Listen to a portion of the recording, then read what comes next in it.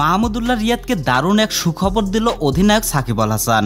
Batting ব্যর্থতার কারণে বারবার ম্যাচ হেরেছে বাংলাদেশ, আর সেই সমস্যা সমাধান করতে মাহমুদুল্লাহকে নিয়ে দারুণ এক পরিকল্পনা করল সাকিব আল হাসান। বিস্তারিত থাকছে ভিডিওতে।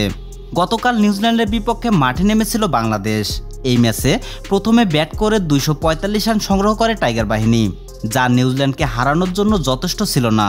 এদিকে 8 নম্বর পজিশনে ব্যাট করে 49 বল খেলে 41 রান করেছিলেন মাহমুদুল্লাহ রিয়াদ, যা শেষ মুহূর্তে দলকে দিয়েছে বড় ভরসা। শুধু তাই নয়, অপরাজিত থেকে মাঠ ছেড়েছেন এই ব্যাটসম্যান। বিশ্বকাপের এবারের আসরে প্রথমবার ব্যাট হাতে জ্বলে উঠেছিলেন মাহমুদুল্লাহ রিয়াদ, কিন্তু তার পজিশন 8 নম্বরে হওয়ায় বড় পুঁজি সংগ্রহ করতে পারেনি এই ব্যাটসম্যান। আর তাই তো মাহমুদুল্লাহকে টপ অর্ডারে খেলার পরিকল্পনা করছে টিম ম্যানেজমেন্ট। সবকিছু ঠিকঠাক থাকলে আগামী ম্যাচে ভারতের বিপক্ষে মাহমুদুল্লাহকে দেখা যেতে পারে ওপেনিংয়ে।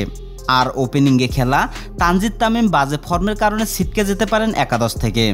এদিকে 8 নম্বর পজিশনে শেখ মেহেদী কিংবা নাসুম আহমেদকে দেখা যেতে পারে একাদশে।